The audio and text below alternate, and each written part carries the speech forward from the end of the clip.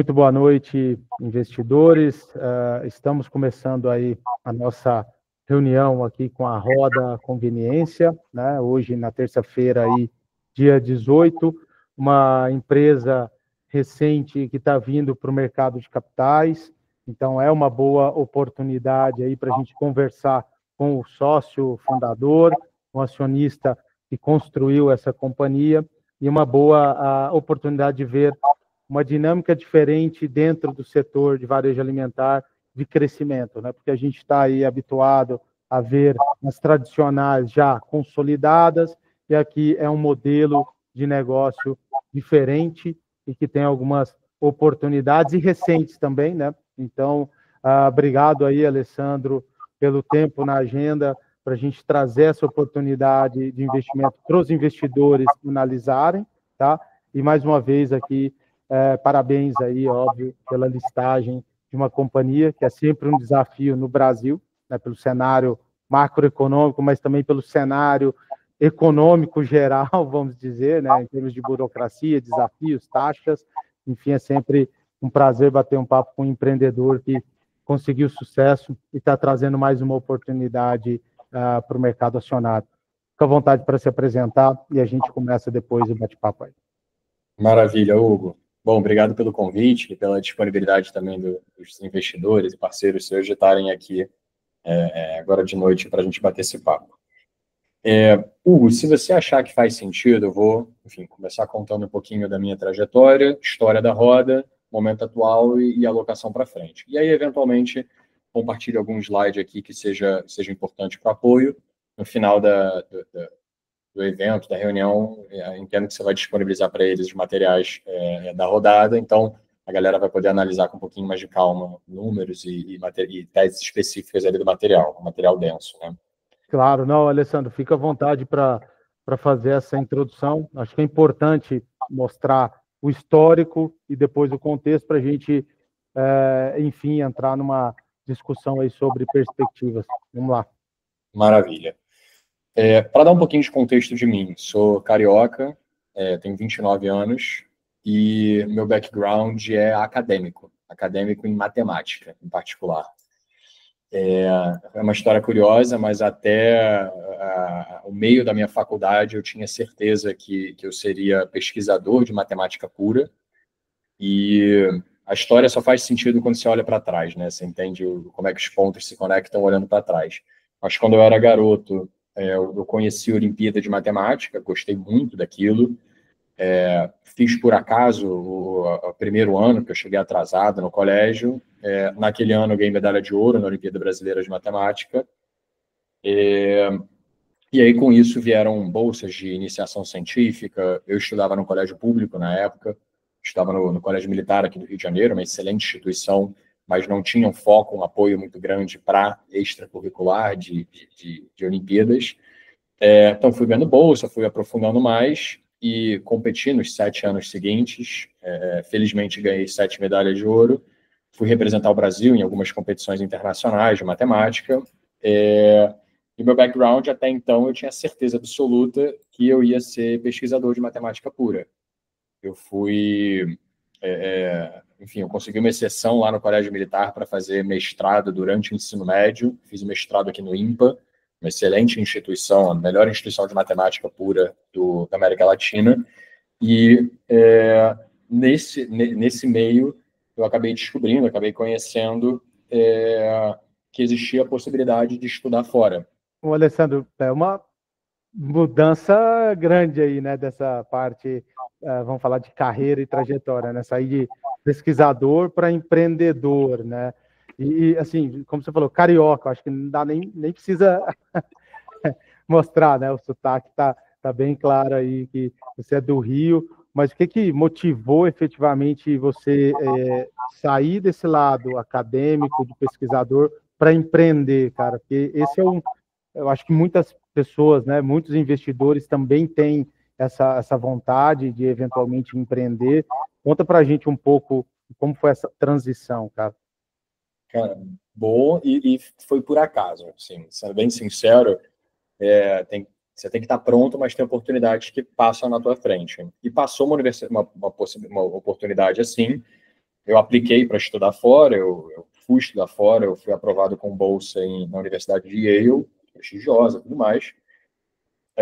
E aí, quando eu fui para lá, eu tinha bolsa, mas eu tinha que mandar mais ou menos 7 mil minhas despesas de alimentação, transporte, afins. Aí eu fui mandar esse dinheiro para lá e eu achei muito caro o câmbio, né? A taxa de câmbio que ia me cobrar em cima do dólar comercial era na média uns 10%. E uma das maneiras que, pesquisando, eu descobri que existia de mandar um câmbio mais eficiente, né? Enfim, achei que tinha descoberto, seria através de Bitcoin, né? Isso em 2015, então primórdios lá do Bitcoin, mas em essência eu compraria ele no Brasil e venderia nos Estados Unidos meia hora depois, fazendo um câmbio efetivo, só pagando a taxa das corretoras. Aí quando eu fui, né, fazer de fato, eu vi que tinha um spread grande. Tinha um spread de aproximadamente 10%. Ele negociava aqui no Brasil 10% mais caro do que lá. Aí acabou que eu fiz o câmbio normal no meu banco, lá, sei lá, Western Union, um banco desses da vida. E eu cheguei lá, eu fiquei com isso na cabeça. No primeiro dia de faculdade, eu fiz essa operação ao contrário, né? Eu testei o que aconteceria se eu mandasse o câmbio dos Estados Unidos para cá, né? Comprasse o Bitcoin, vendesse aqui e voltasse para lá. E eu fiz essa operação, deu 3% de rentabilidade em 2 dias. Aí eu achei interessante aquele negócio, né? Meu único risco era ficar exposto à volatilidade do Bitcoin por 30 minutos. Achei que era um risco adequado. E aí fiz a operação de novo. E, eventualmente, chamei meu irmão. Meu irmão já tinha uma trading na época, então ele era um grande exportador de papelão, então, do Brasil, então ele sabia fazer câmbio bem. Foi me ajudando a montar o negócio. Meu irmão, que é sócio da Roda até hoje, ele foi um cofundador comigo. Legal. E aí, enfim, história curta. A gente foi profissionalizando o negócio, montou a governança adequada e a operação ficou de pé 2 anos fazendo isso. A gente arbitrou mais de 40 milhões de dólares. Então, isso na faculdade, né? Isso que eu ia falar. Então, você criou, através do seu conhecimento aí acadêmico, percepção e leitura, visão de mercado, uma oportunidade e foi colocando em prática, né? Ela teve que ganhar maturidade, né? Eventualmente, a arbitragem ela fecha a oportunidade rápido. Então, a gente começou a explorar 8 países, 3 casas de câmbio, N corretoras. Foi ganhando maturidade ali no que funcionava ou não na operação, mas foi uma operação muito boa. Deu para fazer um colchãozinho. E aí, quando aquele bichinho de empreender me mordeu, eu sabia que aquilo ali não era um negócio secular, né? Era mais uma oportunidade, a arbitragem fecha. Mas eu gostei muito daquilo, acabei mudando, pivotando, me formei ainda num lado meio acadêmico ali, né? Sou formado em economia quantitativa e econometria, que é, enfim, estatística aplicada à economia. Mas essa formação já é muito mais útil em muitas coisas que a gente veio a montar depois na Roda. Tá. Né?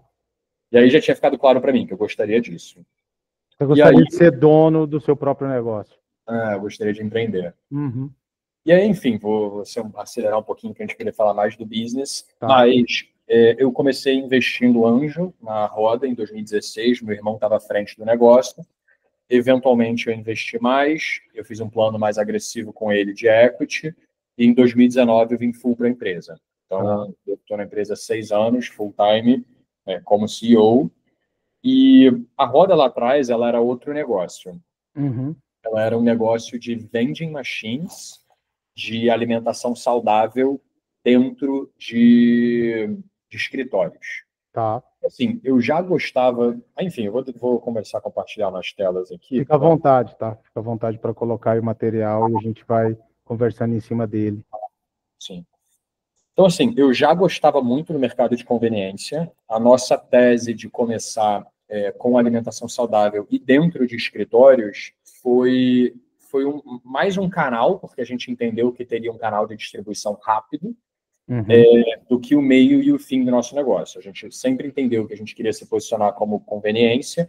Todos os ventos foram favoráveis, assim, tem forecast de que vai crescer mais de 15% ao ano nos próximos 10 anos, o mercado como um todo. Naturalmente, isso é a média, então os players vencedores vão crescer muito mais do que isso. O fluxo de interesse por comodidade, proximidade é muito grande. E foi daí o interesse de montar a operação nesse sentido. Tá. Daí, só para dar um contexto, né? A gente começou como vending. Em 18, eu já estava no conselho, a gente pivotou para o modelo de micromercado, para o modelo de honest market. Onde que começou esse modelo que hoje cresceu e acelerou, o Alessandro? A Esse gente, 2018. a gente foi pioneiro no Brasil. Eu Tá. tinha visto já esse modelo funcionando nos Estados Unidos, em escritório, a gente trouxe, validou, a Uhum. tese foi boa, o CAPEX era metade, né? Uma operação de vending machines ela é muito CAPEX pesada, né? Porque ela tem, cada vending machine dessa custa 40 mil reais. Uhum. Então, a gente montou um mini mercado gastando um terço disso, entre metade e um terço, e faturando o dobro. Então, para a gente fez muito sentido a operação, ela se tornou muito mais eficiente financeiramente, e a gente começou a acelerar essa tese. Em Uhum. 2019, a gente virou todas as vending machines, vendeu, transformou em micromercado, o faturamento foi crescendo, né, de maneira considerável, mais de 100% ao ano, e em 2019, no final de 2019, a gente já estava com toda a nossa operação só micromercado. A gente se posicionava ainda na época como honest market. Uhum.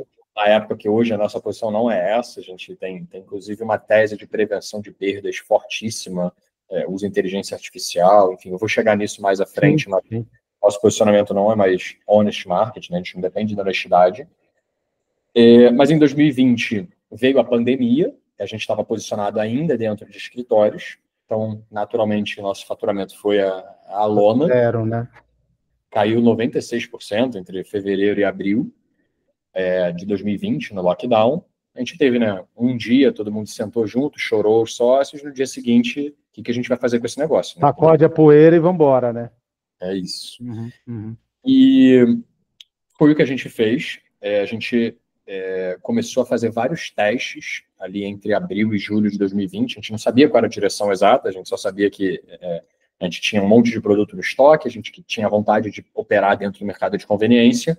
Então, a gente fez alguns pilotos, vendendo tecnologia para restaurante, a gente fez um piloto de delivery de produtos já higienizados. Lá na época da pandemia, tem que lembrar o contexto lá era a higienização Sim. de produtos, né, água sanitária, aquela solução de água sanitária e tal.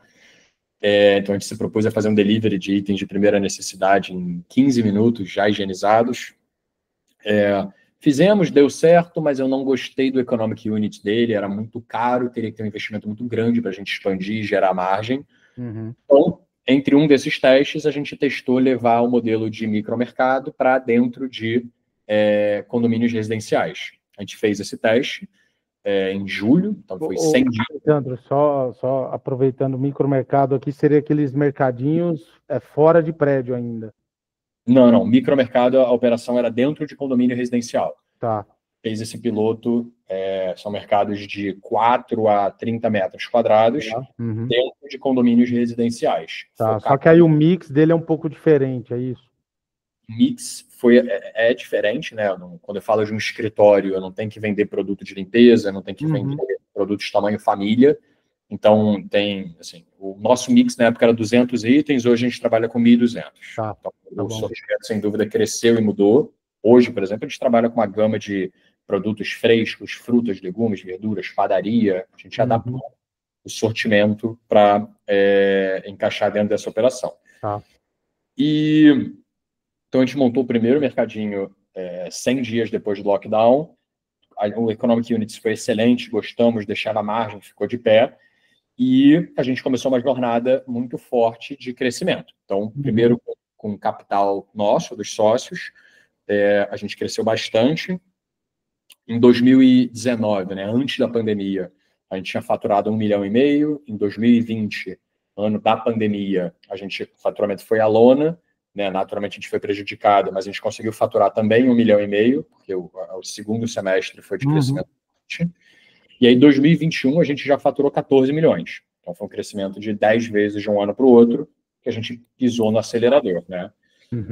E nesses movimentos de hipercrescimento, é normal a queima de caixa, porque a gente tem que contratar gente mais qualificada do que o negócio demanda hoje. Eu tenho que ter uma estrutura física maior do que a minha necessidade hoje, senão eu vou ter que ficar me mudando o tempo inteiro. E a gente toma algumas decisões orientadas a crescimento, acaba queimando muito dinheiro para aquisição de clientes, para marketing, e é um movimento que na época fazia mais sentido, uma vez que estava com muita liquidez no mercado, e a gente foi nessa direção. Então, a gente acelerou muito, né? Cresceu 10 vezes de um ano para o outro, e em 2022, no iniciozinho de 2022, a gente captou com a Begin, a gente, o primeiro investimento, né, institucional. A Begin virou a Before, né? Na verdade, é um braço do grupo Solon, da Before, que é o veículo que a gente está usando hoje. Então, a gente manteve a parceria deles, a gente comprou a tese deles, eles compraram a nossa, e foi uma parceria de sucesso. Mas, principalmente, foi bom porque a gente tinha vários investidores anjo que a gente queria trazer para o negócio. Minha tese sempre foi me rodear de gente melhor do que eu. Entrou, o Alessandro, acho que mutou, tá no muto aí.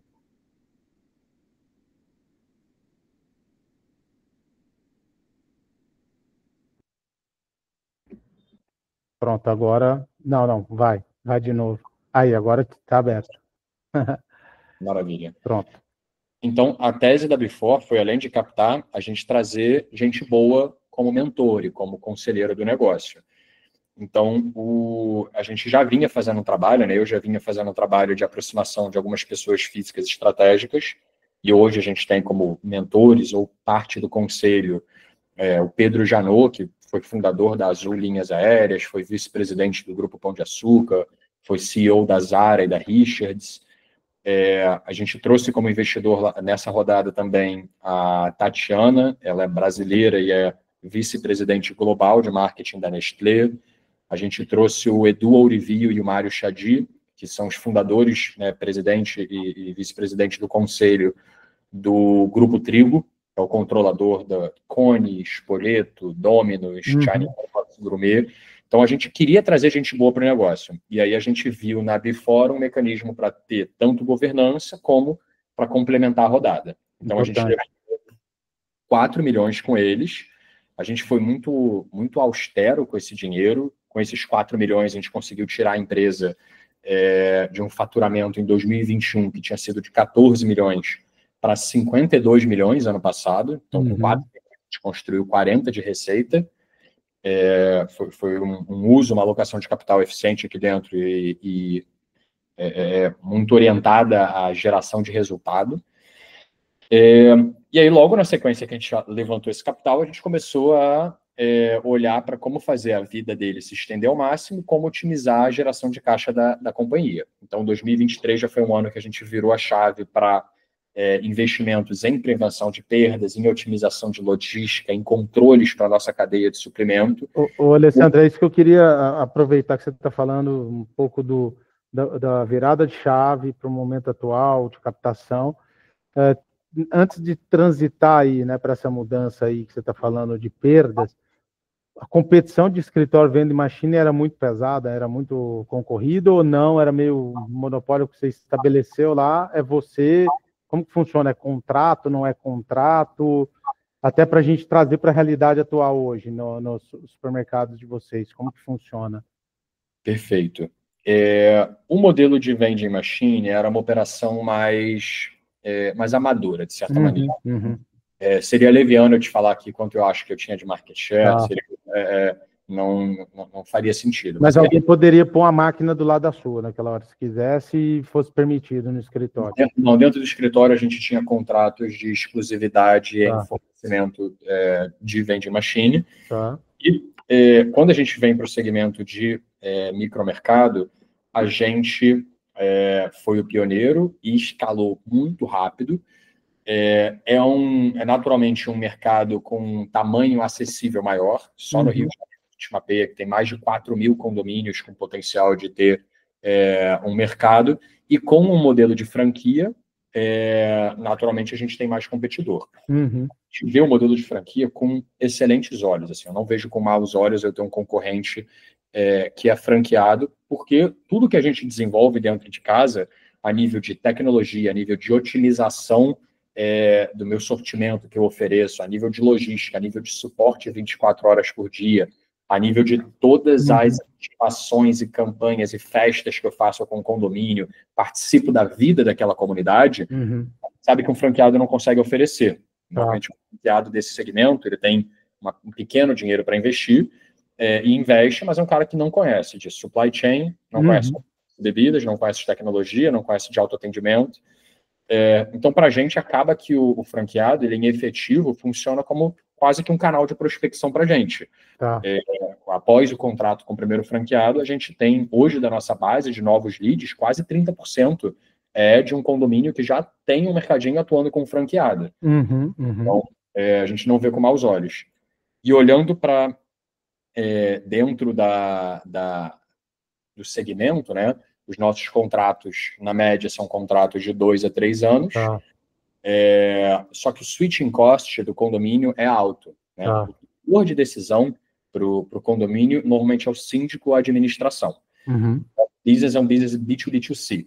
Tá. Né?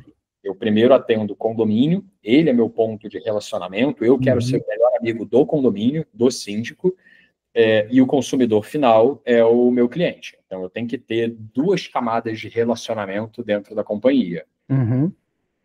A gente hoje tem 31% de market share aqui no Rio de Janeiro. Tá. Desse market share, 50% são modelos de franquia diversos e espalhados, tem mais de 15 que a gente tem mapeado, e outros 19% são operações próprias, como a nossa. Está, inclusive, em processo de negociação para aquisição de 2 players, que juntos somam 8 pontos de market share. Né? Então, a gente sairia de uma posição de 31% de 50% para 40% das 50% das operações próprias. Né? Então, 80% do mercado próprio seria nosso. E aí, bom, falando um pouquinho da nossa cadeia de atuação, eu vou pular... Antes da gente seguir aqui para esse lado, dentro desses pontos, desses parâmetros aí que são importantes de acompanhar, o churn de contrato, depois que passou o prazo, você falou que o custo de mudança é alto, isso também reduz um pouco. O que é a renovação, a saída, em termos de taxa? Nossa retenção é 90% ano. Tá? Então, a taxa de churn é 10% ano. Eu tenho um slide que eu vou trazer falando um pouquinho dessa taxa e da retenção e do lifetime do cliente. Tá, legal. É uma taxa, assim, para todos os sentidos, alta, até para um size é alta, e a gente consegue isso por causa de uma preocupação muito forte com qualidade de operação. Tá bom, legal.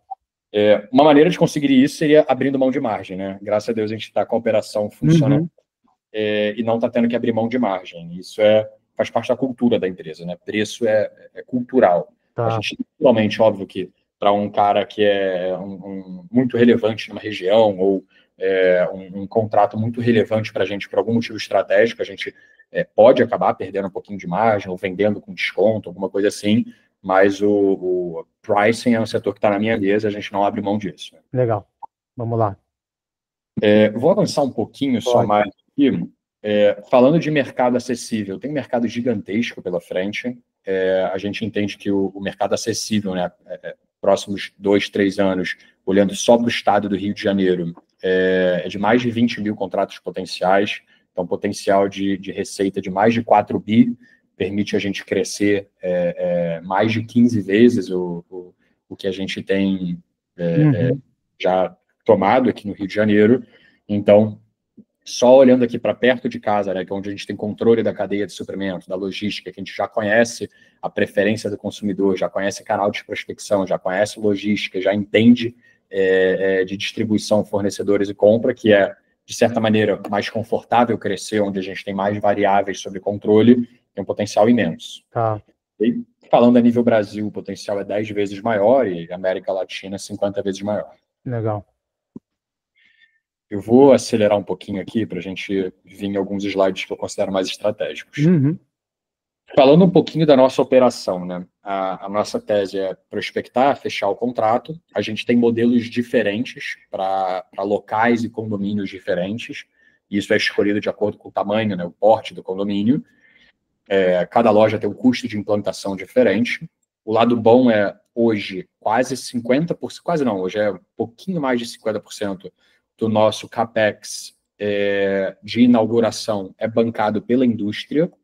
Então, a gente, pelo tamanho que a gente conseguiu com operação própria, a gente conseguiu criar uma barreira de escala, né, para outros entrantes que não vão conseguir entrar, com contratos de exclusividade bilateral com grandes marcas, como Coca-Cola, Kibon, Ambev, Seara, e contratos esses que oferecem para a gente não só uma tabela de preço diferenciada, mas dão para a gente verbas de marketing, exclusividade, verba por exclusividade de categoria, Tá. rebate de marketing e comodato de ativos. Isso é muito importante, porque quando a gente implanta uma loja... Você fala o equipamento ali, o freezer, né? Exato, a gente consegue que a indústria custeie muito desse gasto de CAPEX que eu teria, a gente consegue repassar para a indústria. Então, isso torna a gente muito mais escalável, né? Se eu não tivesse isso, o payback de uma loja minha seria 2 anos. Tendo esse tipo de contrato e parceria, o payback de uma loja minha vira de 1 ano. Tá, então hoje o payback é 1 ano por conta dessa escala que vocês construíram aí. Hoje vocês estão com 200 condomínios, né? Mais ou menos, é isso, né? São 270. 270. Então, isso é uma barreira adicional ali para quem quer começar, né? Sim. Tá. Eu acho... na apresentação, se tiver um pouquinho menos, é porque, enfim, esse é um número que... Sim, eu estou te perguntando, mas é aproximado. Sim. Ali por volta de Em março, agora a gente vai inaugurar 9 lojas no total, já foram 4. Então, assim, estamos inaugurando lojas constantemente. Depois de inaugurada, a gente entra com um sortimento, né? O sortimento de cada loja varia entre um padrão pré-estabelecido, são 12 padrões, só que a partir desse momento a gente vem dinamicamente atualizando o sortimento. A cada 15 dias roda um software, e aí ao lado bom, acho que as histórias se conectam olhando para trás, de eu ter um background em estatística, econometria, porque a gente conseguiu montar isso aqui dentro de casa, sem ter que pagar uma fortuna, né, para um mestrado montar isso, e a gente alimenta isso dinamicamente. Então, o que o sortimento faz? O que esse algoritmo faz? Não é nada de, enfim, lançar foguete, mas ele roda um machine learning em cima do hábito de consumo daquele condomínio especificamente, e ele ajusta o sortimento, diminuindo, aumentando quantidades, tirando produtos ou trazendo produtos novos, de maneira que eu maximize minha margem bruta por centímetro de prateleira. Tá. A métrica é exatamente essa, margem bruta por centímetro de prateleira. A gente vai sempre respeitar alguns critérios de conveniência, né, de itens que a gente não pode abrir mão ter, mesmo que não sejam grandes contribuintes de margem, sei lá, mas Gillette não contribui grande margem para a gente, você tem que ter por causa do meu apelo de conveniência. E o lado bom disso, da gente ter montado isso dentro de casa, quando eu absorvo uma loja que não era minha, quando a gente seja faz uma aquisição inorgânica ou eu pego o contrato de uma outra operação, a gente consegue, na média, fazer a receita dessa loja aumentar 50%. Tá. Assim, coisas tão simples quanto... Vou te dar um exemplo bobo, mas eu vi me passaram esse dado hoje. Um condomínio que a gente tinha, simplesmente fizeram um piloto, trocaram as cápsulas, que eram Nespresso, trocaram pela Três Corações. E aí aumentou a venda da categoria de cafés em, sei lá, 800%, um número absurdo. Aí a gente foi entender por quê. Era uma parte hotel, a cafeteira padronizada e padronizada Três Corações. Só que a gente só vai descobrir esse tipo de coisa fazendo testes, né? Você tem que testar o produto. Então, você vai colocar 3 unidades, você vai ver se vai vender ou não vai vender, se vendeu, você ajusta rápido o planograma para cima. E o lado bom é a gente montar automações que fazem isso de maneira dinâmica. Então, a gente consegue estar o tempo todo testando produtos, tirando o que não dá certo e aumentando o que dá certo. Em particular, assim, a gente ficou bom e teve que ficar bom nisso, mais do que o varejo tradicional, porque o espaço que a gente tem é muito limitado. Sim. Eu não tenho um supermercado de 200 metros, eu tenho uma sala de 10 que um condomínio me cede. Então, eu tenho que ser extraordinário no Pareto aí, de achar o que faz sentido para aquele conjunto de consumidores. Sim, e nesse ponto que você está falando do mix ali, você falou no início de honestidade, você passou para manutenção e monitoramento, você também foi ganhando escala, né? E se começasse a subir muito, isso prejudica a dinâmica de fluxo de caixa, dinâmica de margem ali. O que vocês desenvolveram também dentro dessa parte de tecnologia? Boa. Tá até aqui no próximo ponto. A partir do momento que a gente instala uma loja, a gente controla toda a cadeia de suprimento. Então, desde a compra da mercadoria que vai para lá, recebimento, estocagem, separação, expedição, o reabastecimento na rua, né, a logística na rua, a reposição dos produtos na prateleira, promotoria de venda, deixar tudo bonitinho, deixar limpo, deixar inventariado, e a logística reversa, toda a cadeia de suprimento é controlada pela gente, né? Isso é core da companhia, a gente não vai terceirizar, não terceiriza e não vai terceirizar nunca. E aí, dentro dessa cadeia, a nossa loja é autoatendimento, né? O cliente pega o produto, ele bipa, ele paga o produto dele.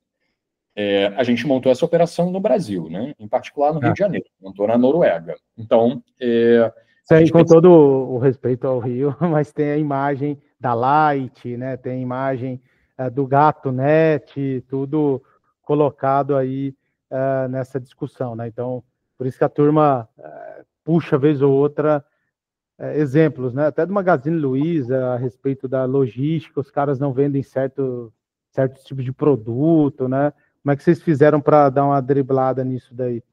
Justo. E o lado bom é, assim, a gente driblou bem. Hoje a gente benchmark a nível Brasil, né? Por eu ter nascido esse problema, a gente conseguiu criar uma solução robusta o suficiente para ser benchmark a nível Brasil. Só que o que a gente fez, né? Primeira coisa, a loja é um processo autônomo, né? O cliente pega, pipa, paga e vai embora. E é um processo muito desumanizado, no sentido de que, se o cliente precisar de ajuda, ele não tem a ajuda de um ser humano ali apoiando ele, tirando uma dúvida, indicando um produto, respondendo se esse aqui é vegano ou não é, se esse aqui pode ou não pode. Então, o que a gente montou foi, a gente começou montando um time de monitoramento. Então, a gente tem hoje 8 operadores se revezando na matriz, monitorando as lojas 24 horas por dia. Esses operadores, a cronologia de que a gente montou essa área foi, esses operadores monitoram as lojas e acionam ao vivo, pelo áudio da câmera, qualquer furto. Né? Isso foi a primeira solução que a gente montou. A segunda solução que a gente montou foi, a gente começou a perceber que os furtantes são recorrentes. 99% dos clientes são bons. E esse é o número de fato, 99%. Só que 1% dos clientes é furtante. E esse cara causa um prejuízo de aproximadamente 4%. Furtando, né? O ticket que ele furta é maior do que o ticket que o bom comprador compra. E o que a gente percebeu quando a gente fez isso? Se esse furtante é recorrente, eu consigo montar um modelo de inteligência artificial onde eu deixo registrado o rosto desse cara e sempre que ele entrar na loja, isso já ative uma série de gatilhos que a gente vem a montar. Seja um alerta automático na loja, seja um alerta para a pessoa de monitoramento, seja salvar a imagem automaticamente para o meu time de prevenção de perdas poder depois notificar a judicial. E respeitando sigilo também, né? Óbvio, né? Das pessoas ali. É algo que também pode chamar a atenção de preocupações, né? Não, a gente fez bastante pesquisa nesse sentido e a gente é extremamente bem assessorado pelo escritório que teve 2 advogados escrevendo o marco de LGPD do Brasil e a gente pode fazer processamento biométrico para proteção patrimonial. Tá bom. Isso, a prevenção de perda é considerada proteção patrimonial, então pode. O que eu não posso fazer é filmar, processar biometricamente o rosto de um cliente que não me deu anuência, né?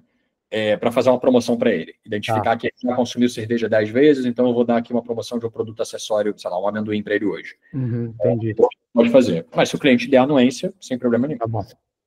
E aí, a partir do momento que a gente começou a montar essa estrutura de tecnologia, a gente começou a ver muito mais eficiência na prevenção de perdas aqui dentro. O software é nosso, né? A tecnologia é nossa, o hardware é terceirizado, é chinês. Da Hikvision, referência, enfim, o hardware é muito bom. Se os caras for para a China, então os caras já estão rastreados lá. Mas é até importante essa guardada, porque esses bancos de furtantes são bancos locais. Eu não troco a informação entre todos os condomínios, senão ficaria muito caro o processamento de imagem. E até porque o morador que furta, ele furta naquele condomínio, ele não vai furtar no condomínio do outro pai. Né? Ele pula o muro e vai no condomínio para furtar em outra loja. Vamos lá. Só que aí, quando a gente fez isso, a gente criou uma série de gatilhos, né? Então, isso gera um alerta interno. Isso, toda vez que o meu cliente entra na loja, nas lojas que tem câmera com IA, ele já é recebido com um áudio de boas-vindas. Então, eu falo, bem-vindo ao mercadinho. Se tiver alguma promoção rolando, né? Alguma categoria, alguma marca, ele já solta desse áudio. Bem-vindo ao mercadinho e não deixe de experimentar tal e tal produto em promoção. Ou ele solta um áudio de boas-vindas e fala, se precisar de qualquer suporte ou apoio, basta apertar aquele botão do lado do totem, enfim, tem uns avisos pré-estabelecidos. Só que quando é um furtante, eu automaticamente já solto uma notificação diferente.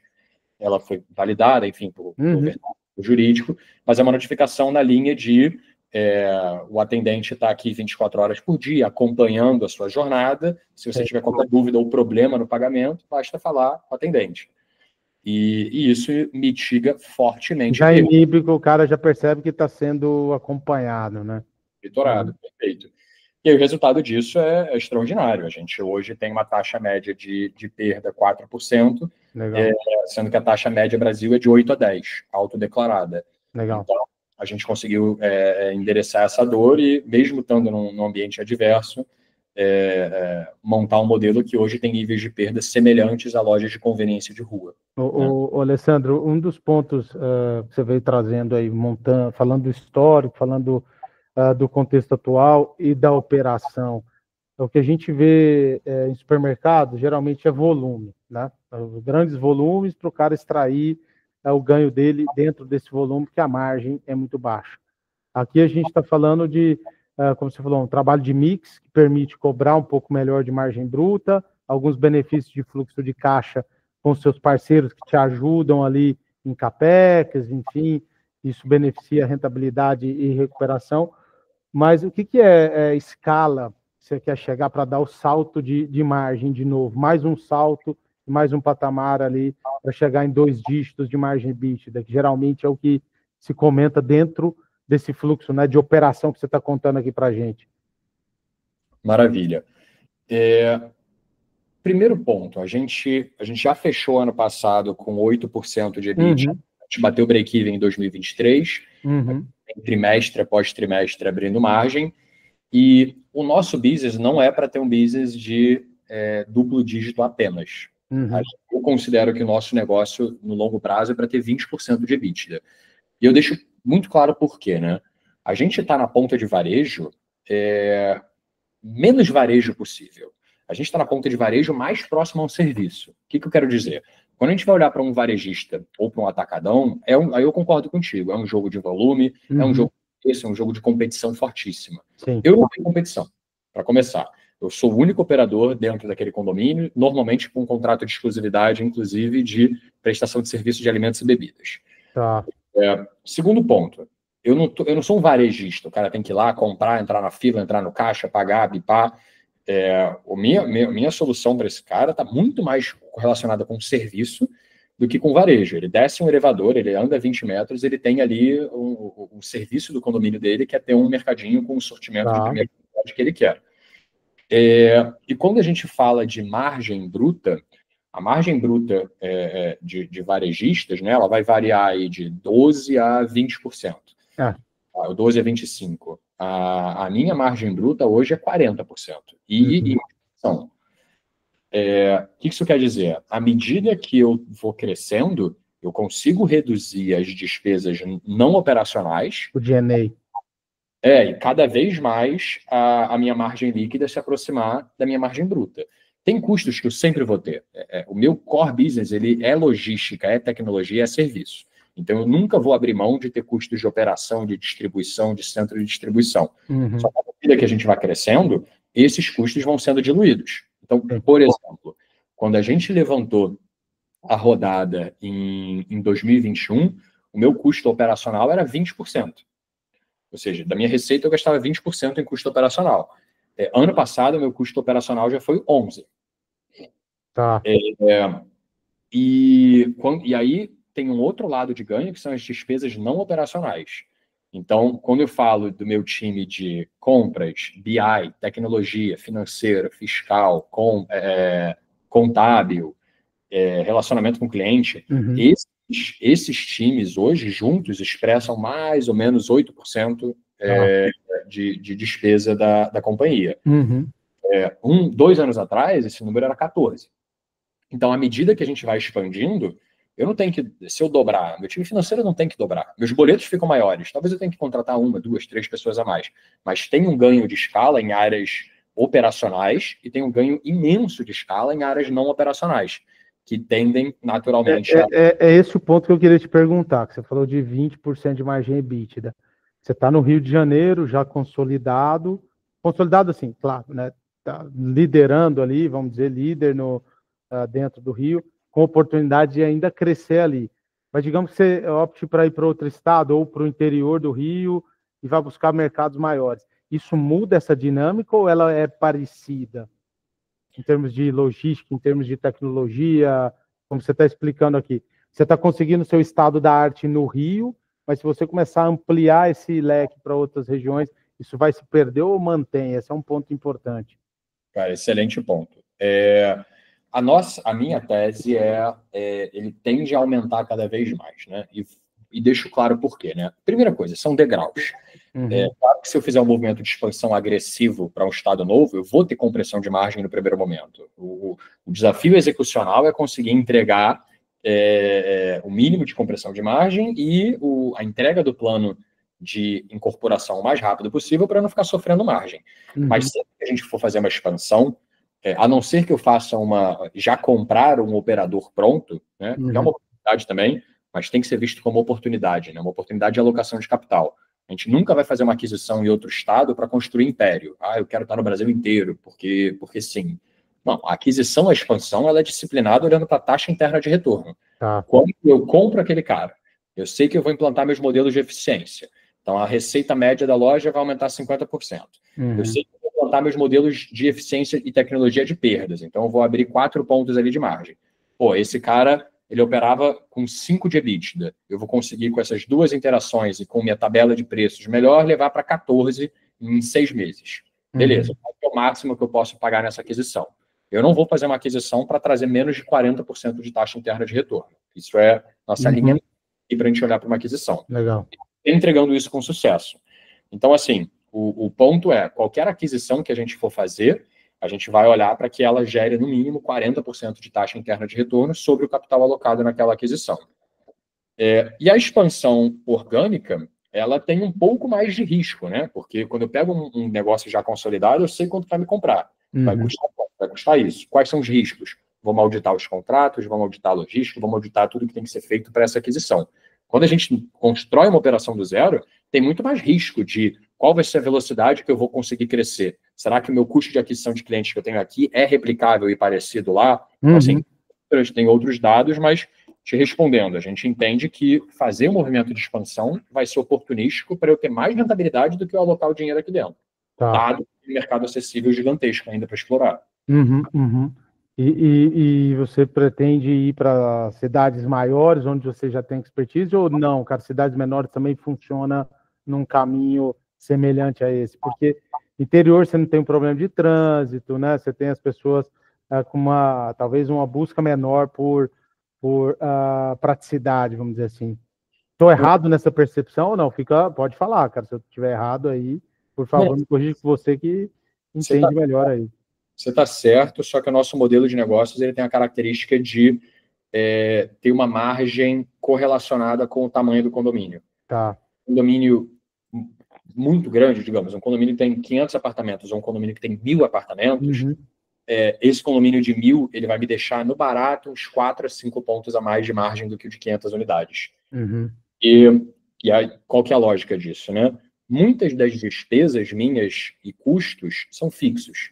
Então, se eu tenho 2 mercadinhos basicamente do mesmo tamanho, né, o que seja, esse vai ser um pouco maior, a minha despesa de energia elétrica para ele funcionar vai ser relativamente parecida.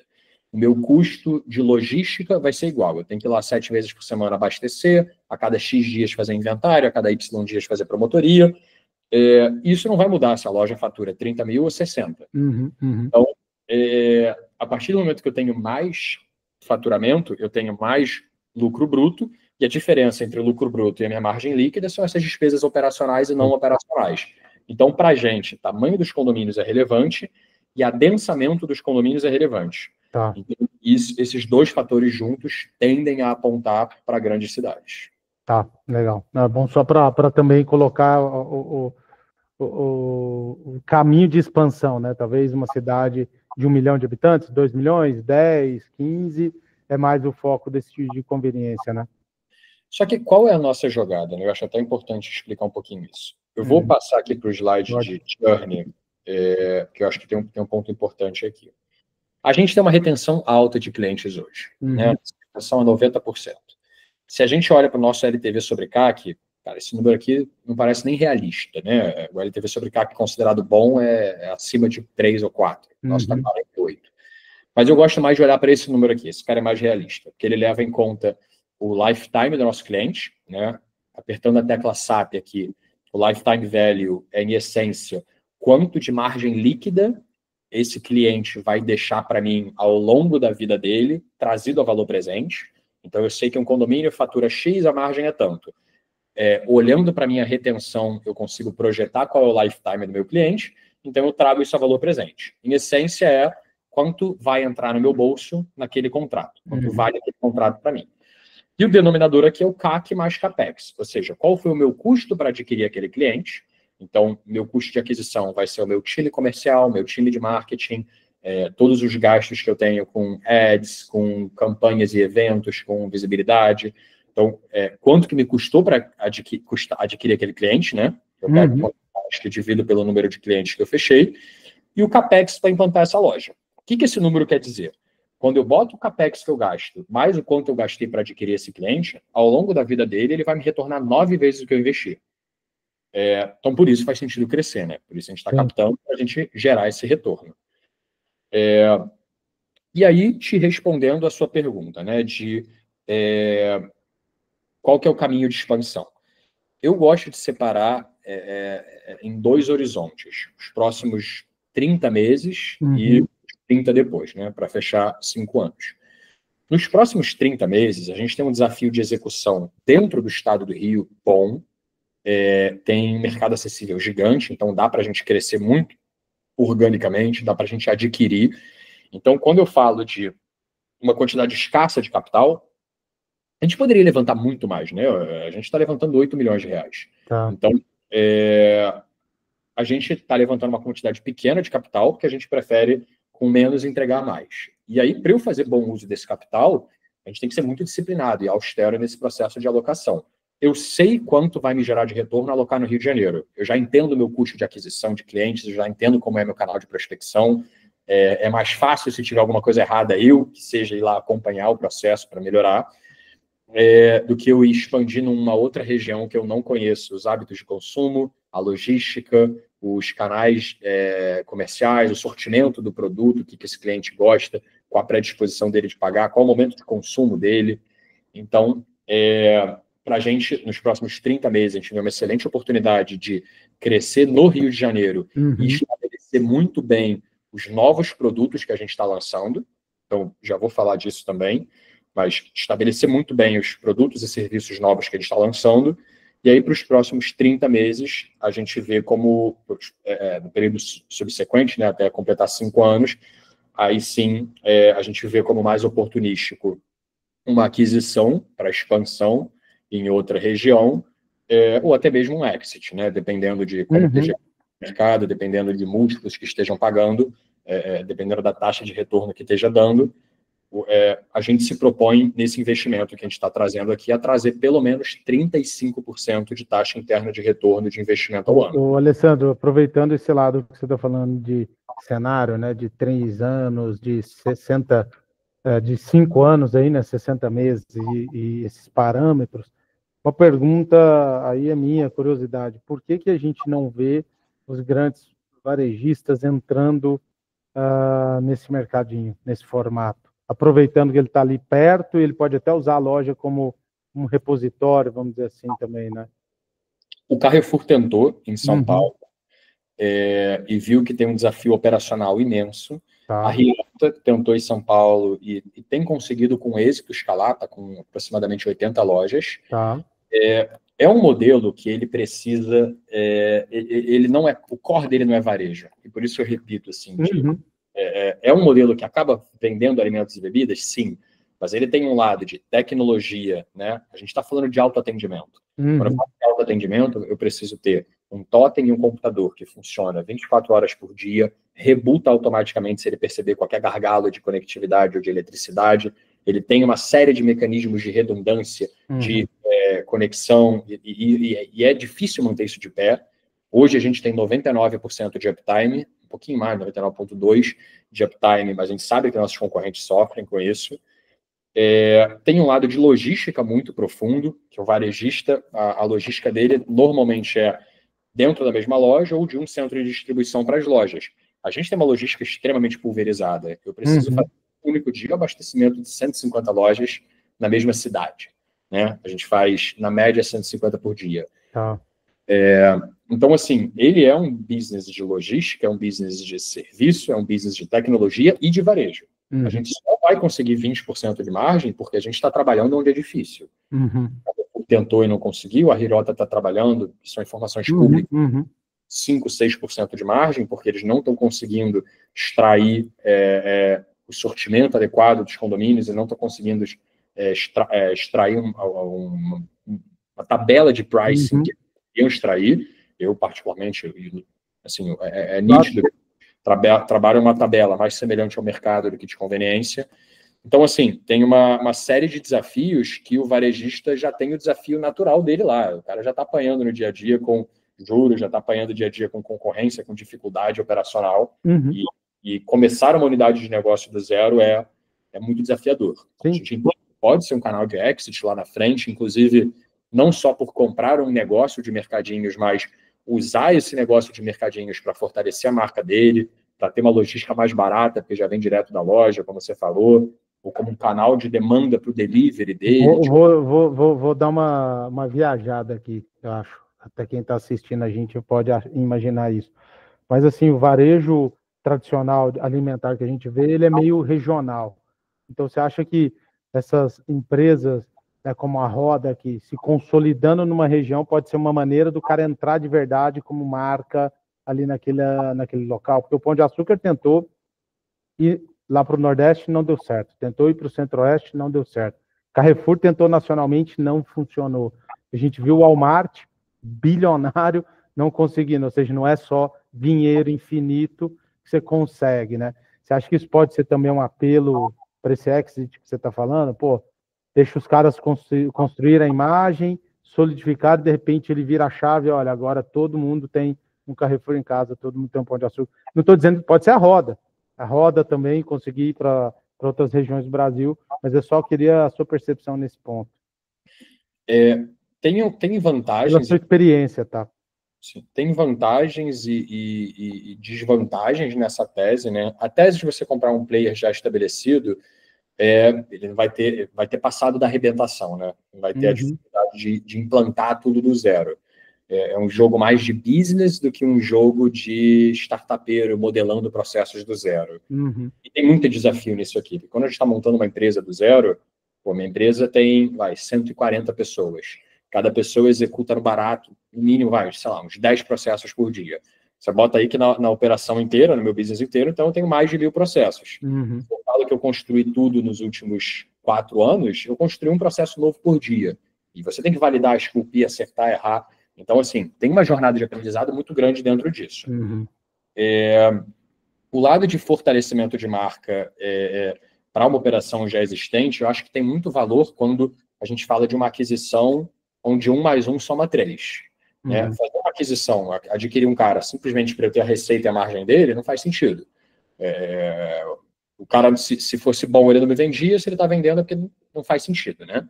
Então, o negócio bom vai ser quando 1 mais 1 soma 3. Então, se eu olho para um varejista que já tem uma operação ou que vai estabelecer uma operação regional aqui, esse cara consegue usar de um canal de distribuição que atende 150 mil famílias no Rio de Janeiro para promover a marca dele e vice-versa, né? Logística é barata, usar a distribuição junto do delivery, fazer compras pré-agendadas e quando for abastecer o mercadinho já deixar na portaria. Tem N canais que podem gerar sinergias operacionais. Interessantes, né?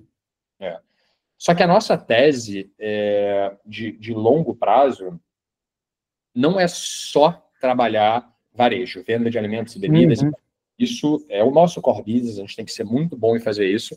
Mas, no fundo, a gente entende que o nosso papel dentro do condomínio, né, dentro daquela comunidade, é criar relacionamento, é estar ali, não só vendendo alimentos e bebidas, mas ter essa construção de relacionamento com o morador, porque isso fortalece muito a tese que a gente está trabalhando agora.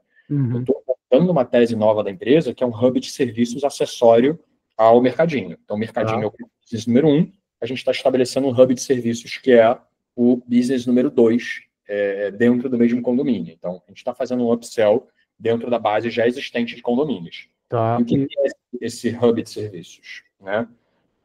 Ele tem 4 pilares. O primeiro a gente está entrando com modelos de lavanderia autônoma. Então, a gente já faz uma operação de varejo que é 100 vezes mais complexa do que uma lavanderia.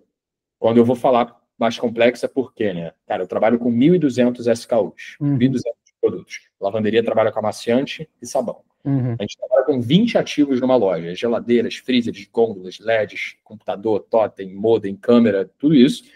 Na lavanderia é lava e seca. Torres de lavagem, torres de secagem. Tá. No nosso modelo de negócio, a gente tem que controlar validade, avaria, furtos. Nenhum dos 3 existe para uma lavanderia. Não tem furto, não existe a avaria ali, a depreciação do ativo, manutenção que a gente já tem no outro modelo de negócio. E é um negócio que, em vez de abastecer e ter que fazer logística todo dia, eu faço logística semanal. Então, ela tem uma complexidade muito mais baixa. Só que deixa uma margem, deixa um EBITDA de 50% a 60%. A gente está validando agora os primeiros contratos, é um resultado extraordinário. E a gente entende isso como um pilar, porque os condomínios que a gente já está são os mesmos targets estratégicos para terem lavanderias autônomas.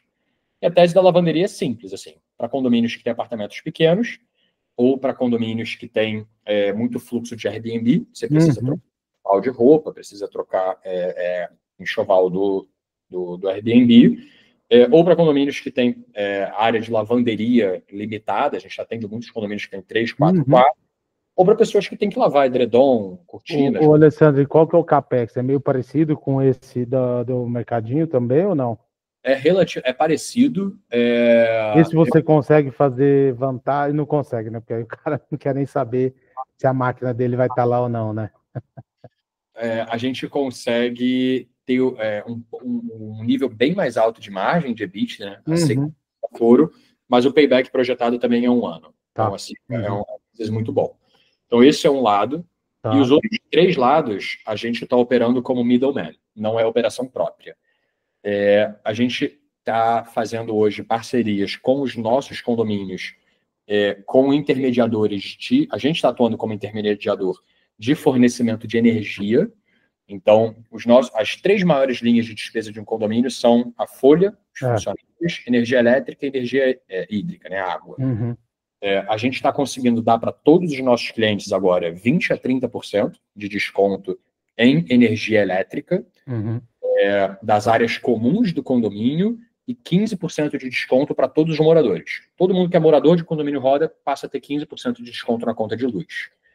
E a gente está conseguindo isso por intermédio da Genial Investimentos, inclusive está fazendo nosso IPO. Eles também são os maiores produtores de energia solar do estado do Rio. E a gente fez uma parceria com ele, está trazendo todos os nossos condomínios para isso e ganha uma margem ad eternum desse contrato. Os contratos são de 3 a 5 anos, é isso? 5 a 10 anos. 5 a 10 anos, tá. Contratos mais longos. Então, o segundo produto é para o condomínio, né, eficiência energética para a área comum. O terceiro produto é eficiência energética para os moradores. São diferentes, porque um é mercado livre, outra é geração distribuída. E o último produto que a gente está trazendo é eficiência hídrica também. A gente plugou com um parceiro. Esse parceiro tem uma tecnologia muito legal. Ele trabalha com dispositivos IoTs, parecem umas bateriazinhas de relógio, que medem fluxo de água, fluxo de ar dentro de encanamento, pressão e vazamento. E aí, com isso, ele trabalha num plano de ação com o condomínio, e tudo que o condomínio poupar de água, ele fica com saving de 50%. Então, todos esses modelos que a gente está trazendo, o condomínio desembolsa 0, nenhum deles o condomínio tem que desembolsar nada, e tem eficiência energética. As máquinas de lavar também têm um lado legal, que consomem 60% menos luz do que as residenciais, e 40% menos material, né? É meio que daquele formato, eu não sei se aí no Rio tem nos postos, aqui em São Paulo tem alguns postos já colocando lavanderia na área que ele não ocupa ali. É meio naquele padrão também, é isso? É exatamente isso. E a gente faz a operação.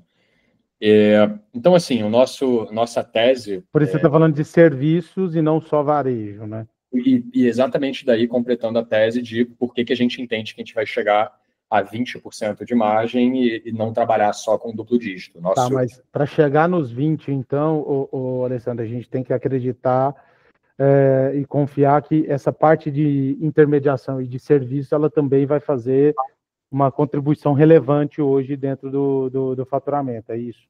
Não, isso não está explicado no modelo. Tá, deixa eu te mostrar por quê aqui. Quando a gente... Vamos lá. Quando a gente fez essa modelagem aqui de receita de margem, a gente já fechou o ano passado com 8,2% de margem de EBITDA. Tá. Por norma, né, a gente é auditado pela BDO. Que é uma das top 20 aí, né?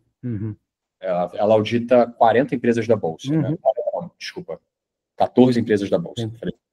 Ela audita 14 empresas da Bolsa, tem 40 empresas que faturam mais de 1 bi, sendo auditadas por ela. Então, ela é quem está auditando, inclusive, hoje, abraçou o pepino, né? Não foi quem fez o pepino, mas foi quem abraçou o pepino da Americanas, para lá, corajosa. Mas é super séria, super grande, super legal. Sim. E, então, assim, a gente já está vindo para um caminho de ter entregue 8, a margem nossa está acelerando rápido, junto com a margem bruta, né? Com o nosso aumento de receita. Então, para esse ano, a gente já tem um forecast de mais de 12% de margem. E sem falar dessa outra unidade de negócio. Quando eu falo dessa outra unidade de negócio, isso é uma opcionalidade. Mais receita. Mas o core, para a gente sair de onde a gente está agora, né? A gente fechou o ano com 8, a gente fechou o último tri com 9, esse agora a gente vai fechar com 10. O que tem esses 10 pontos de margem a vir, né? Qual que é a nossa tese? Primeiro, a gente tem mais 2 pontos, eu acredito, para extrair de perdas. E por quê? Cair para 2%, você fala? Nossa média hoje é 4%. Só que lojas que eu tenho inteligência artificial, a média está 2%. Então, 2,3%, né, para ser exato. Então, a gente, à medida que está expandindo a inteligência artificial para todas as lojas, a gente acredita que elas vão migrar para essa média que está a média atual. A média atual hoje representa 20% das lojas, aproximadamente. Então, isso é um conjunto bem desafiador das lojas. A gente começou implantando IA nas piores. Então, a gente acredita que pode ser até melhor do que o resultado médio atual. Então, tem 2 pontos para vir disso. A nível de pricing, a gente, com crescimento, compra melhor, tem receitas acessórias de rebate, mídia, marketing. A gente conseguiu, com essas receitas, ano passado, gerar 3%. Né? Então, 3% da minha receita foi verbas acessórias de contratos. 2 anos atrás foi 1%. Então, a gente acredita que nos próximos 2 anos eu ainda vou ter mais 2 pontos vindo disso. Então, 2 mais 2. Alessandro, isso está dentro daquela... Volta só um slide, por favor. Está dentro dessa dinâmica de crescimento de receita e de EBITDA também. Sim, exatamente. Esse lado de verbas você está considerando aí dentro também. Sim. Tá. Aqui está o modelo mais conservador na nossa visão de olhar para o nosso core business atual e tratar expansão por aquisição e serviço com opcionalidade. Não, sim. E aí os outros pontos de margem vêm de operacional. Então, a gente está cada vez mais rateando melhor as despesas operacionais. Então, por exemplo, meu centro de distribuição era o centro de distribuição do Grupo Soma, no Rio de Janeiro, até 2019. É um centro grande de distribuição. Eu ocupo hoje 50% dele. Tenho capacidade de crescer o dobro, ou seja, quando eu rateio esse centro de distribuição, só nesse centro de distribuição aí eu ganho meio ponto de margem. Não precisando expandir com 100% de crescimento. E aí as lojas vão ficando mais densas, mais próximas. Enfim, a gente tem uma série de modelos que projeta 2% de eficiência operacional e mais 2% em não operacional. Quer dizer o quê? Meu time cresce, eu não preciso contratar mais financeiro, marketing, compras. Diluição, alavancagem operacional, né? Você vai ter isso. Tá. É isso. Então, quando a gente bota esses caras na equação, já tem 8 pontos de margem aí. E, bom, os outros 2 vêm de resultado financeiro, né? Se a gente tivesse hoje já, vamos trabalhar assim, montada a companhia, 19%, que é o que você está falando ali em 2029, faturamento para esse ano é 76. A gente está falando de um EBITDA de 15 milhões, né? Seria já você no estado da arte, entregando 2029 agora em 25. Estaria com 15 milhões. O valuation hoje, o Alessandro, que vocês estão falando, você vai levantar 8 milhões, certo? Sim. O que é o pre-money e o que é o post-money? 82 milhões o pré-money, tá. E 90 post-money. Tá, então se a gente olhasse estado da arte, você com 15 milhões, a gente estaria falando de 6 vezes EV/EBITDA, porque não tem dívida. Hoje eu tenho alguma dívida. Olha para o pré-money, né? Antes do 5,2 vezes EBITDA. O nosso endividamento é baixo, a gente tem 4,1 milhão de dívida, então é menos do que uma vez EBITDA realizado já. Para o ano que vem, já é, enfim, meia vez EBITDA. Então, a gente tem um baixo grau de alavancagem. Tá. Então, a gente está falando ali de 6 vezes, vamos colocar 6 vezes, vai, vocês estão saindo post-money. Se já tivesse entregando os 20% de margem de EBITDA, que é o que você está mostrando essa construção, tá? Só para fazer um exercício aqui. A gente olhar o que vocês estão ali para 2026, seria também aí nesses 6 vezes, então, né? Sim. E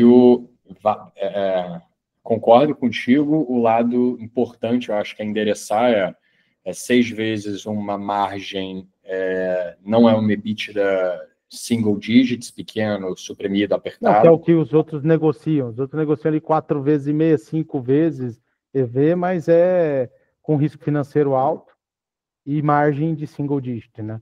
Sim, e a gente com, enfim, endividamento de que EBITDA e entregando crescimento de 30%, 40% ao ano. Tem espaço para você alavancar a parte financeira ou não é o objetivo, dado que você é gerador de caixa?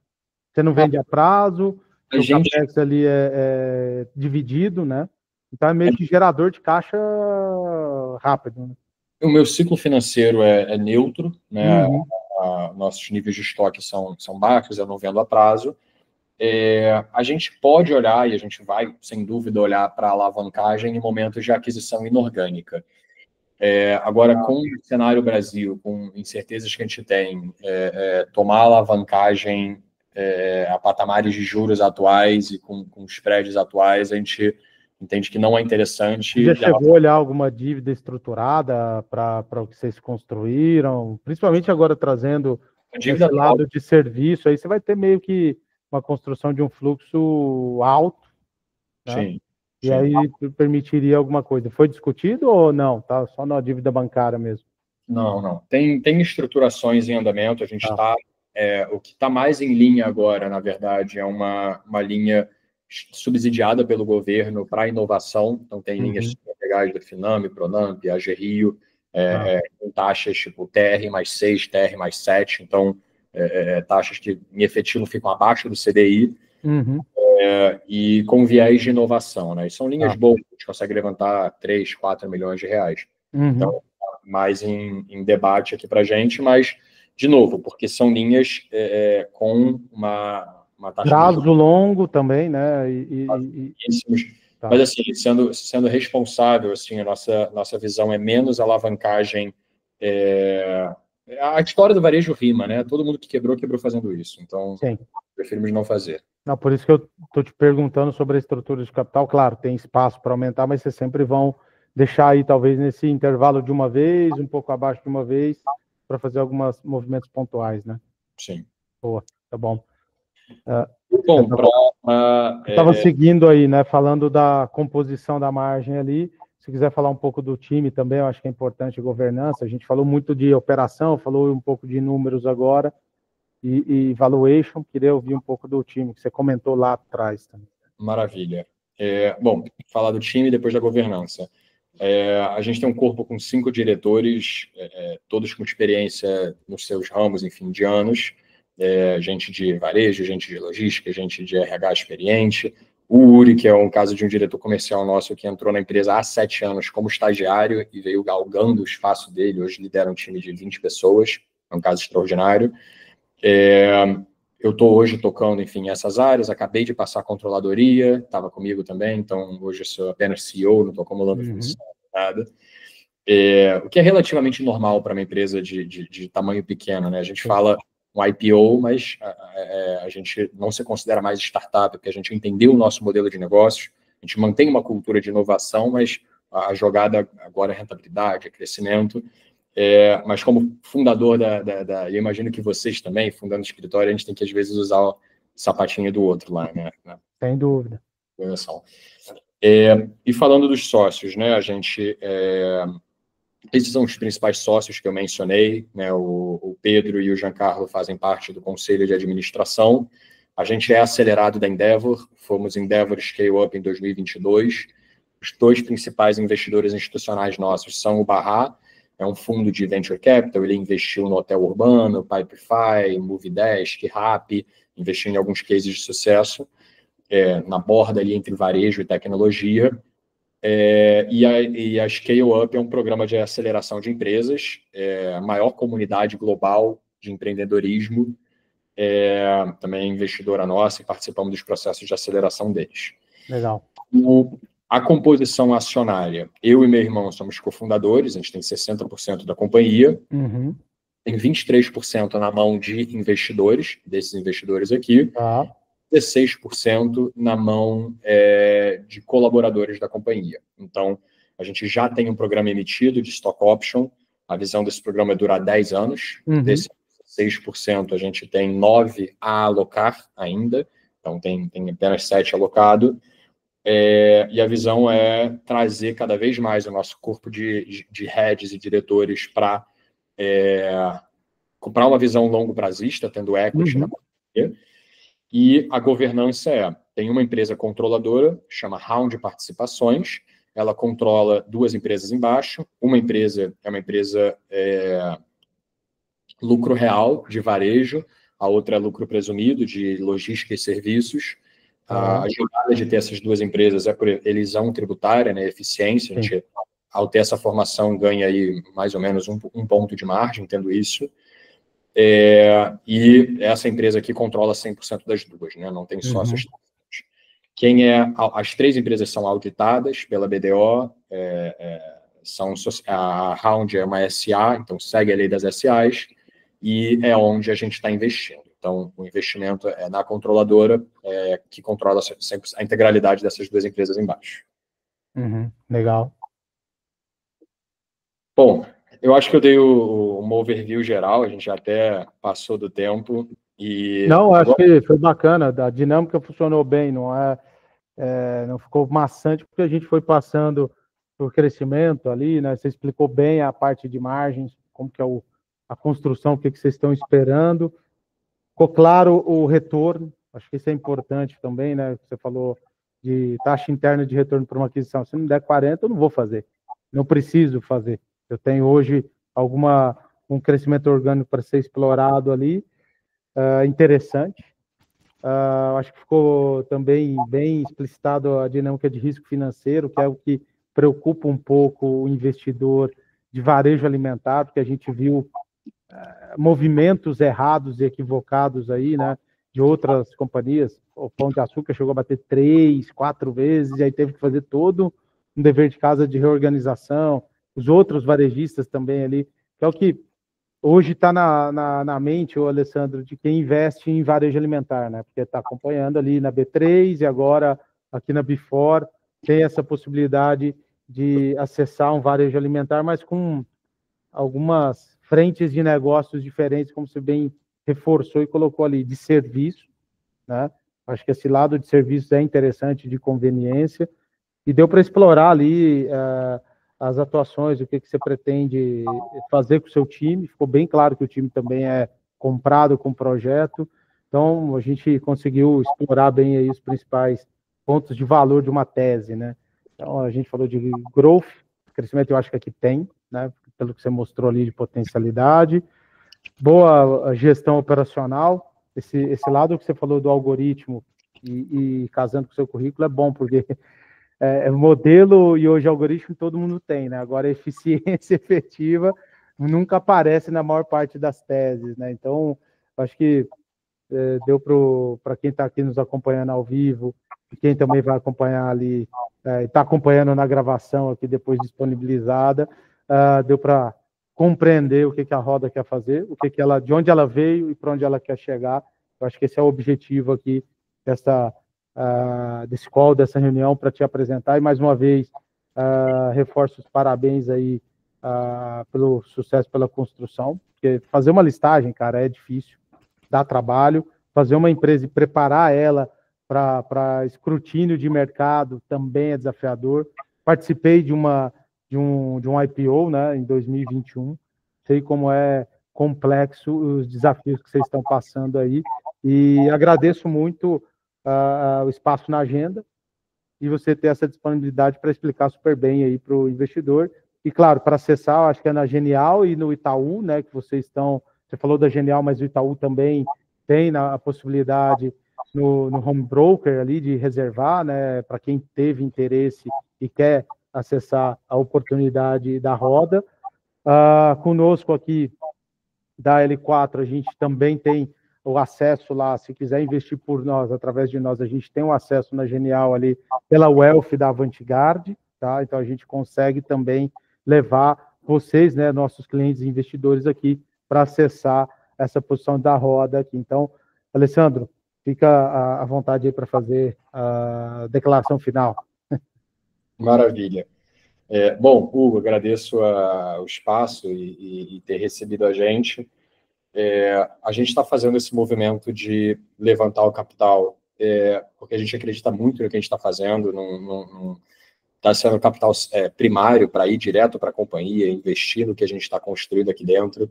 99% do meu patrimônio é essa companhia, é a Roda, então a gente assim, se dedica de alma para esse negócio, nenhum dos diretores, nenhum dos heads tem qualquer trabalho, sociedade paralelo a isso aqui.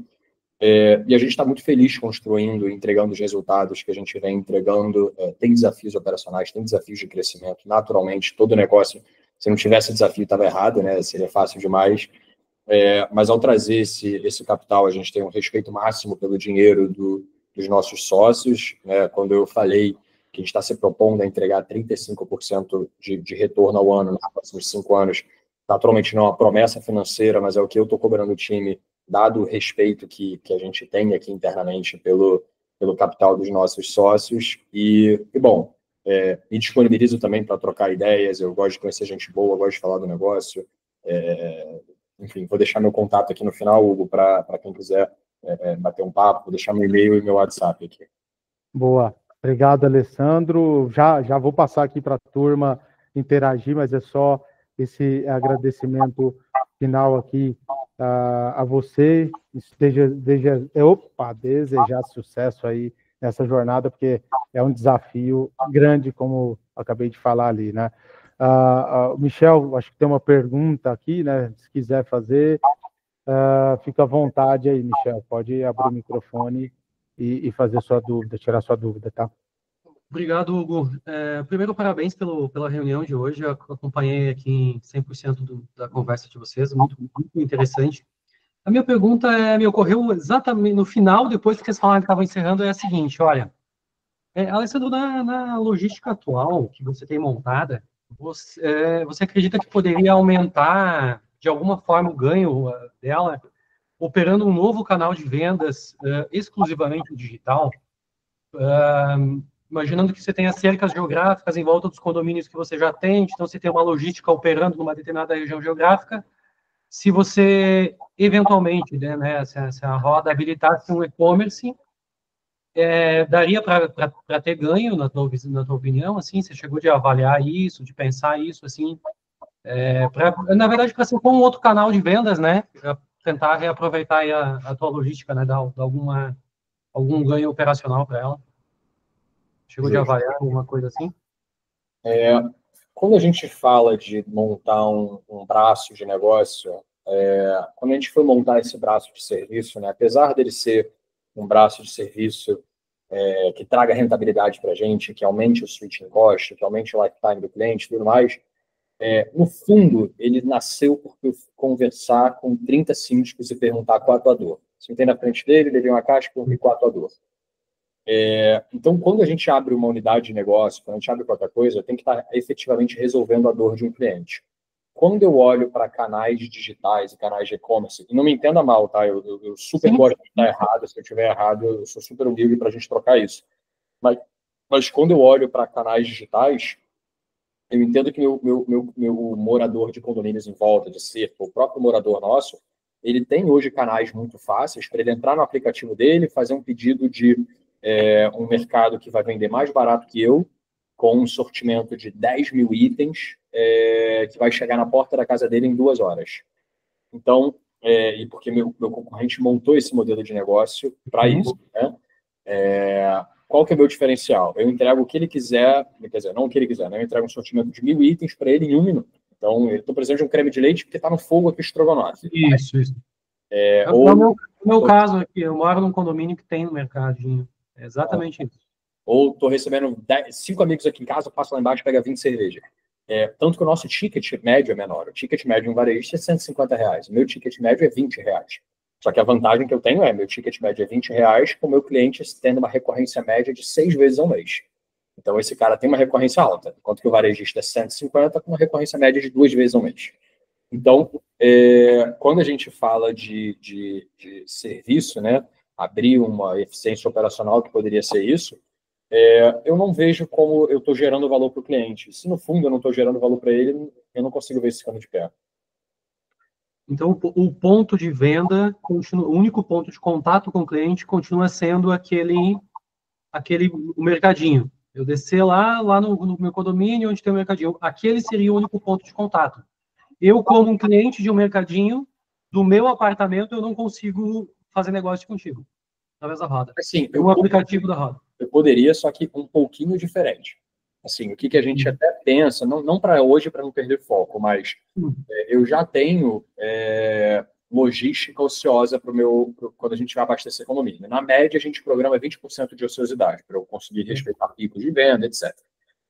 O que eu poderia fazer se eu mando para meus clientes uma notificação, por exemplo, pelas minhas vendas que aconteceram até agora, eu estou acabando agora até 11 da noite a expedição dos carros que vão amanhã, 5 da manhã, para a Roda. Eu percebo, estou com 20%, 30% e 40% de ociosidade naqueles 3 veículos, nada me impediria de mandar um push para os meus clientes e falar, você quer comprar esses produtos com uma compra pré-agendada, vai chegar no teu tapete da tua casa amanhã, 7 da manhã, com 40% de desconto, 30% de desconto, e eu posso ser agressivo para otimizar minha logística. Nada me proíbe a fazer isso. Só uma coisa com assinatura... ou uma assinatura, só que eu vou ter que ser muito agressivo em pricing, porque, de novo, o cara pode abrir o telefone e comprar, agendar para amanhã, compra às 7 da manhã. Então, assim, não é que eu não queira criar mais pontas de contato com o meu cliente, mas a nossa tese é muito mais fortalecer as pontas de contato que eu já tenho. Então, hoje, por exemplo, 30% da nossa base de clientes está no nosso clube de fidelidade. O cara recebe promoção ali, ele recebe promoção personalizada para o hábito de consumo dele, eu interajo com ele, se ele responder uma brincadeirinha, um quiz, ele ganha desconto. Eu prefiro manter uma ponta de relacionamento com ele voltada para o meu canal, que tem uma margem alta, do que desenvolver um canal que eu vou ficar competindo por pricing, que no final das contas eu vou entrar no mercado sangrento com margem comprimida. Mas assim, a resposta não é não, tá? A resposta é hoje não é prioridade estratégica. Ok. Obrigado. Muito obrigado pela oportunidade, Hugo. Imagina. Obrigado, Michel, pela questão, pela dúvida aqui. E, Alessandro, obrigado também pelo tempo disponibilizado para tirar a dúvida aqui, que é bem importante. Os investidores estão justamente aqui alinhando esses pontos, essas expectativas. Então, de novo, obrigado aí. E reforço, pessoal, está na Genial e está também no Itaú, ali no Home Broker, e através da Wealth aqui, vocês podem nos chamar aqui, que a gente, obviamente, organiza essa oportunidade para vocês e discute também. Tá? Eu acho que eu trouxe hoje o Alessandro para lhe mostrar, apresentar, fiz algumas ponderações, algumas pontuações, e depois a gente vai discutindo sobre a tese da Roda também. É mais um... E é legal ver o mercado de capitais trazendo essas oportunidades, porque senão é mais do mesmo, pequenos ali, varejistas de alimento Pão de Açúcar, os mesmos de sempre, e agora uma nova possibilidade aí. Obrigado, Alessandro. Valeu. Um abraço. Obrigado, investidor. Tchau. Abração. Tchau, tchau.